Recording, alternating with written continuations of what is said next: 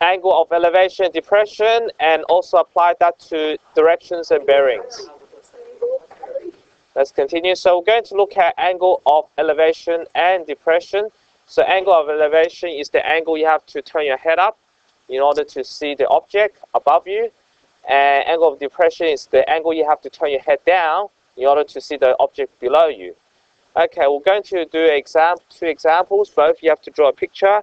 Helicopter is hovering at an altitude of 250 meters, and the angle of elevation of the helipad to the helicopter is 35 degrees. So you have the helipad, and then from the helipad you can see the helicopter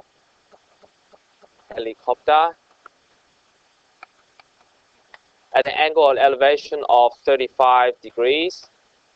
It does tell you that the helicopter is 250 meters above the ground. That's the altitude of the helicopter. Okay, I think I took all the space, but there's space. Okay, good. So what you do is, after you finish drawing the picture, you're going to find the horizontal distance of the helicopter from the helipad. So you have to find this distance, which can call it X, or maybe we'll call it D. Okay, horizontal distance. So we're going to do using tan to find the distance. So you do 250 over D equal to tan 35, like that. Yep, come in. Must be. Yep, thank you. Thanks for that. Okay, good. Okay, and then do 250 equal to D tan 35.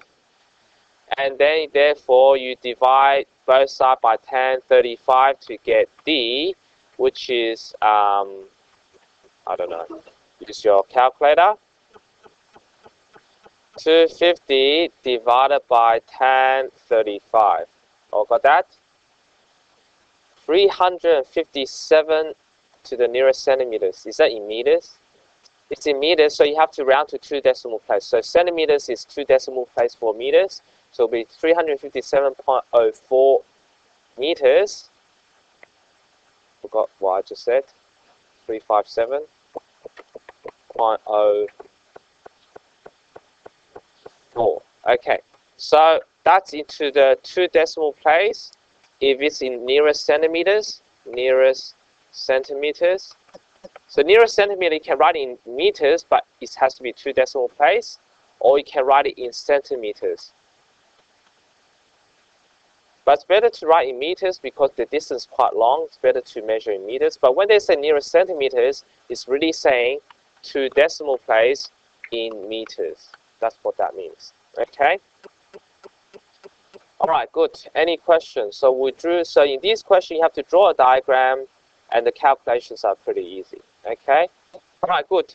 In the next question, I think we have to find angle. This one will find the length. This one will find angles. Okay. Let's find angle. So we're going to read example 2. So this stuff here, that should have gone to here because I ran out of space. So maybe what I could do is to copy this. Does it allow me a lot of object? Okay. All right, let's copy this. Actually, I could drag. See if I could drag. Doesn't let me drag. No. If I go like this. No. It's too slow. Doesn't let me drag.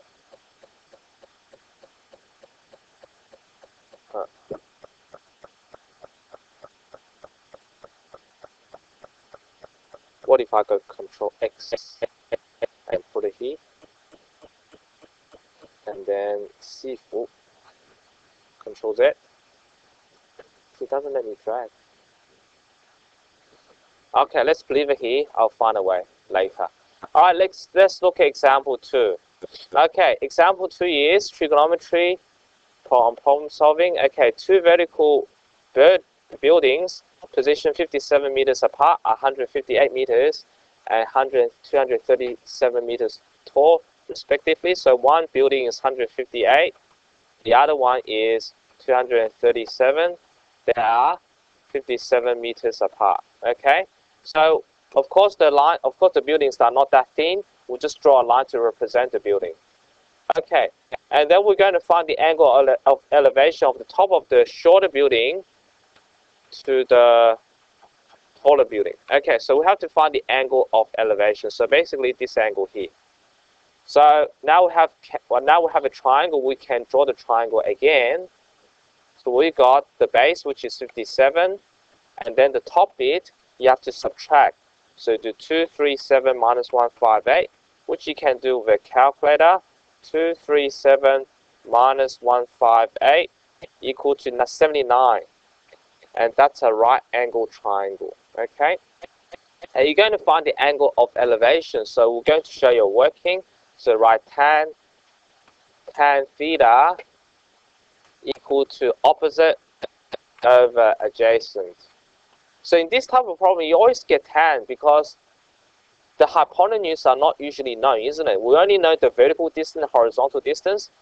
The length of that's not really relevant. That's why most of these will use tan in these sort of problems. Let's continue. So to find angle, remember to use tan inverse. And the symbol for tan inverse is this symbol, tan with the -1 on the top. And you have to round to the nearest minute. So we're going to use a calculator and press Shift tan. 79 divided by 57, and you get the answer to the nearest minute. Press this button, 54:11. 54 degrees and 11 minutes. Okay, that's the angle of elevation of the top of the building from the shorter building. Okay, any question? Okay, so it's pretty basic trigonometry. You just have to draw the right diagram, read the question carefully. The next bit we're going to do is bearings and directions. Okay? Yeah, we'll do two because these are like revision from last year. You just do the hard question from the textbook. Okay? Just do the hard question. Thank you. Let's continue. Okay. Yep. Okay. So we're going to continue with the notes on bearings and directions. Okay, what are bearings? Bearings are measured clockwise from due north. So it's measured this way, due north. Okay. So some angles and directions are shown in the diagram. For example, NE means northeast. Now with true bearings, bearings are usually written using 3 digits. Okay, as you can see, all the angles. 00 means north, 90 degree means east, 180 means south. So all of these you have to use 3 digits. So if it's a 2-digit number, you put a 0 in front. Just like 24-hour time, it has to be 4 digits. So we're going to state the direction, give the bearing of each point from the origin in this diagram. So what you do is, the bearing is always true bearing. So let's start with bearing of A. So bearing A of A is,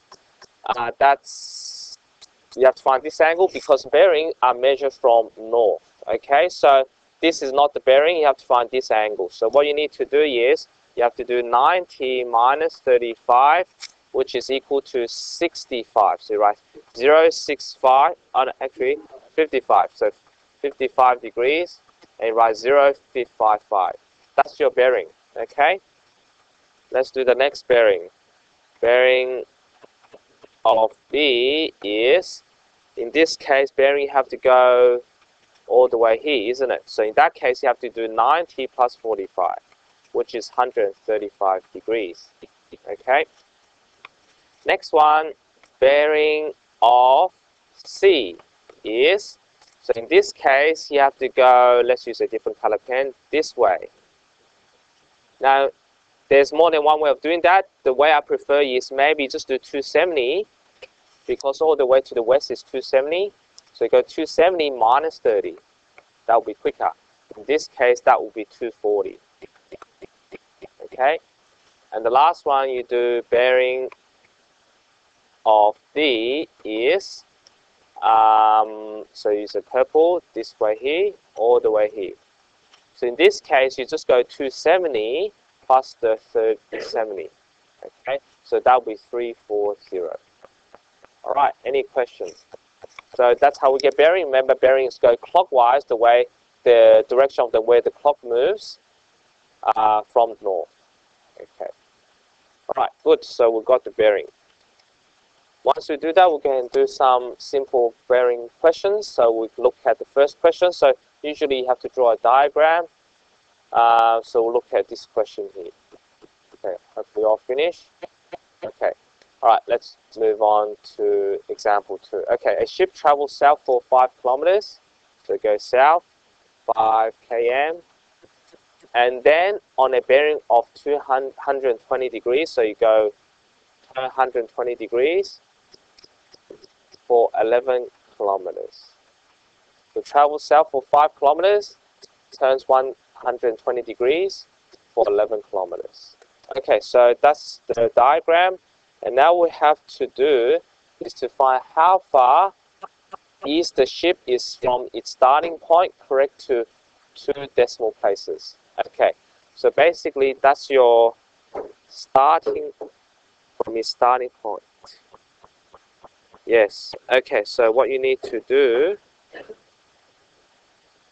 how far east of the ship from the starting point. Okay, good. Okay, so that's the starting point, that's the start, that's where the ship is. And when they say how far east, let's use a green, how far east